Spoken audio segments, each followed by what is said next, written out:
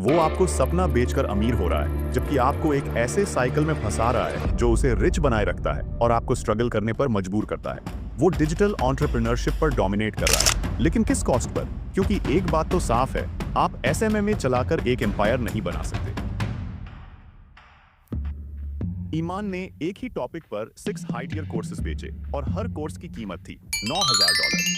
खरीदारों से मिली फीडबैक बताती है कि इंफॉर्मेशन काफी बेसिक थी और एक ने कहा, मैं वैल्यू नहीं पा रहा था, यहाँ तक कि उनकी कॉल के बाद भी, इसलिए मैंने अटेंड करना बंद कर दिया। आप उसके पहले के वीडियोस में रेड फ्लैग्स देख सकते थे। उसने कहा कि वह एक पूरी तरह से ऑपरेशनल एजेंसी को बंद कर रहा है, जो कई लोगों को सस्पिशियस लगा।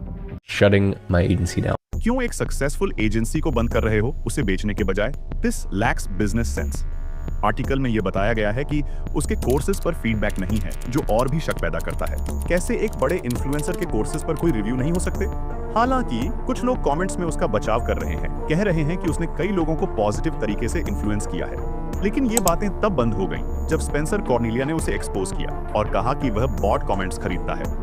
उसके पास एक बड़ी ऑडियंस है, लेकिन इसका मतलब यह नहीं कि वह बॉट कमेंट्स खरीदने से नहीं रुकता। स्पेंसर ने एक कमेंट देखा था जो किसी और क्रिएटर के वीडियो के नीचे था, जिसमें ईमान का नाम था।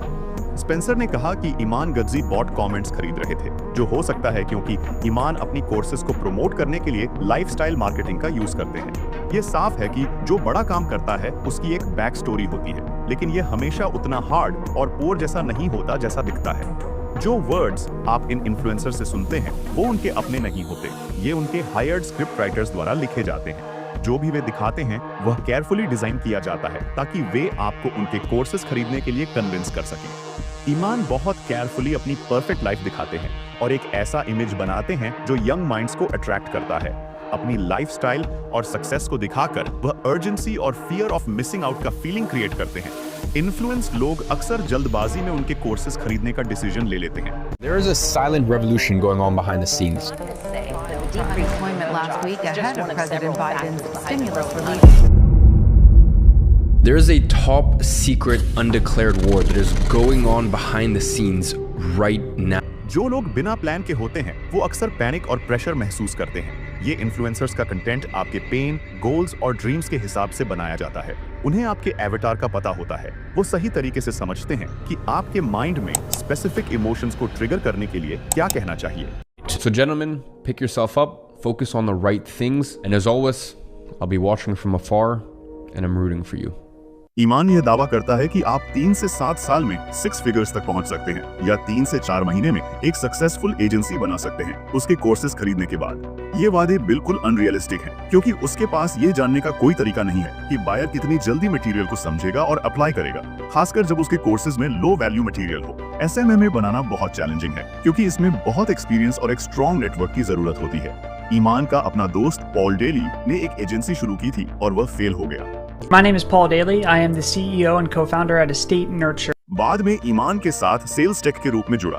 ईमान और पॉल दोनों अपनी एजेंसीज को बंद कर रहे थे, बेचने की बजाय, क्योंकि सच तो यह है कि एक सक्सेसफुल एजेंसी चलाना बेहद कठिन है। Where I would have these peaks at month 4 where I thought I was on top of the world. Then by month 8, I was like questioning everything. And I was like numb. Like my whole body was just numb. जब किसी को यह समझ में आता है कि courses बेचने से ज्यादा पैसे आते हैं, तो उन्हें नया कोर्स जारी करना पड़ता है ताकि कैश फ्लो चलता रहे। इसलिए आप हमेशा उनके सेल्स पिच का हिस्सा बन जाते हो। जैसे ईमान के स्टूडेंट को कंफ्यूजन होती है जब उसे बताया जाता है कि उसका $9,000 वाला सीपीए कोर्स अब आउटडेटेड है और उसे नया कोर्स खरीदना पड़ेगा, जिसका नाम है एपिक्स। वह कोर्सेज बेचकर पैसे कमा रहा है, जबकि यह नहीं बताता कि उसका रियल मॉडल वही नहीं है जो वह प्रीच करता है। वह वही करता है जो वह बेचता है, यानी कोर्सेज बेचता है, क्योंकि असली पैसे यही हैं। स्पेंसर भी पूछता है, कैसे कोई एजेंसी चलाने की बात कर सकता है जब उसने अपनी खुद की एजेंसी बंद कर दी हो। एजेंसी स्पेस जल्दी बदलता है, इसलिए वह एजेंसीज के बारे में बात करने के लिए क्वालिफाइड नहीं है। उसने क्लेम किया था कि वह अपनी एजेंसी से मिलियंस कमा रहा था। And then I started scaling to like 50, 60, 70K. लेकिन इसके लिए कोई प्रूफ नहीं है। असल में उसकी अलग अलग कंपनियों के बैलेंस शीट से पता चलता है कि वह सिर्फ कुछ लाख कमा रहा था, जो उसकी क्लेम्स पर सीरियस डाउट्स पैदा करता है। एक और पर्सन ने ईमान रिजवी को एक्सपोज किया। I'm never going to forgive what this guy told me to do when I got on a Zoom call with him when I was 18 years old, because quite frankly, it wasted 4 years of my life. उसने reveal किया कि ईमान ने उसे एसएमएमए शुरू करने को कहा था, अपनी खुद की ब्रांड बनाने के बजाय। फिर ईमान ने अपनी एजेंसी बंद कर दी और YouTube पर अपना पर्सनल ब्रांड बनाना शुरू कर दिया। ईमान ने हाइप का फायदा उठाया बिना असली वैल्यू दिए। कॉर्नेलिया ने ईमान पर आरोप लगाया कि उसने अपनी इन्फ्लुएंस का यूज करके GCC NFT प्रोजेक्ट को प्रमोट किया, अपने फॉलोअर्स के बीच FOMO, fear of missing out का फायदा उठाते हुए। यह प्रोजेक्ट अपने प्रॉमिसेस को पूरा नहीं कर पाया। डिजिटल एसेट की वैल्यू 4,500 से घटकर 23 रह गई, जिससे मेंबर्स के पास एक बेकार डिजिटल एसेट रह गया। These projects thrive on influencer-fueled hype, tapping into people's fear of missing out, pumping the price up. However, remember, there's always a last fool, and they find themselves holding onto a project with zero utility that serves no purpose, seeing 70, 80, and sometimes even 90% losses in their initial investment. ईमान जानता था कि ये project fail होने वाला है, फिर भी उसने इसे अपनी ऑडियंस को प्रमोट किया। जब फैंस ने उसे कॉल आउट किया, तो ईमान ने आखिरकार उन्हें एक रिफंड ऑफर किया। इन्हें अपने एजुकेट प्लेटफॉर्म का कुछ प्रोडक्ट एक्सेस दिया, लेकिन ये फुल रिफंड नहीं था। अगर वह इतना पैसा सालाना कमा रहा है, तो रिफंड करना इतना बड़ा इशू क्यों है? या फिर क्या वह वास्तव में उतना पैसा नहीं कमा रहा? ईमान ने अपनी एक्शंस के जरिए अपनी रेप्यूटेशन को अपनी ऑडियंस की नजर में खराब कर दिया है। एक रेडिट पोस्ट में एक पर्सन ने क्लेम किया, ईमान कुछ भी टेक्निकल स्किल्स नहीं सिखाते और न ही वे एड्स रन करना जानते हैं। ईमान गज्जी ने खुद खुलकर कहा था कि वह एड्स चलाने में एक्सपर्ट नहीं है, बल्कि वे बिजनेस और सेल्स पर फोकस करते हैं, जबकि एड मैनेजमेंट को आउटसोर्स करते हैं। अब कई क्रिएटर्स उन्हें बिलियनर बनने के बारे में अपनी एडवाइस के लिए रोस्ट कर रहे हैं। सुनिए कैसे उनके मेथड्स इम्प्रैक्टिकल हैं। Listen in, it's very interesting. Even just hear how wealthy people order. They order in a different way. There's a conviction. They have a different tonality in the way that they order. They even have a different pace. The pacing of what they're saying is different than if you just go to some regular, normal establishment. हालांकि कुछ लोग हैं जिन्हें उसके course से results मिले हैं। I didn't do much of the course material, right? Like I didn't listen to any of the real course material.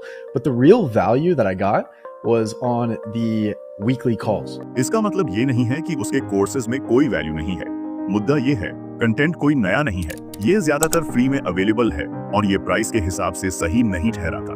ईमान के अनुसार उसने एक बहुत ही टफ चाइल्डहुड गुजारी। ईमान गलत नहीं है, लेकिन समस्या ये है कि दूसरे लोग इससे रिलेट नहीं कर पाते, क्योंकि कई लोगों का चाइल्डहुड ईमान से भी ज्यादा टफ था। हम उसे ईवल नहीं दिखा रहे हैं। वह एक फिलैंथ्रोपिस्ट है और चैरिटी वर्क करता है। हर कोई उस बच्चे के स्ट्रगल को समझ सकता है जो अपनी परेशान फैमिली को सपोर्ट करने के लिए मेहनत करता है। उसने अपना बचपन सैक्रिफाइस किया और इसमें कोई डाउट नहीं कि उसने कई लोगों की लाइफ में बदलाव लाया है।